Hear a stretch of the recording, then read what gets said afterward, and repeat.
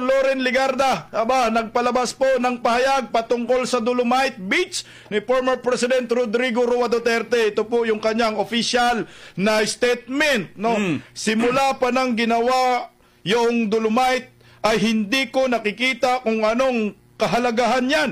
Bakit natin gusto maka-White Sand Beach dyan? Yan naman ay artificial at hindi dapat nilipat mula sa Kabisayaan hanggang sa Manila Bay.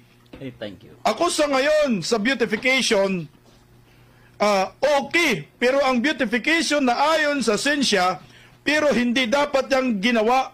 Pero yan ay isang tuldok lang sa maraming kababalaghan at hindi dapat ginagawa, partner. Wala daw kahalagan, partner. Wala siyang nakikitang ganun, partner ba, Dong? May nabanggit pa siyang kababalaghan. Oo. Abay, ang maraming kakababalaghan dyan noon nagaganap noong hindi pa yan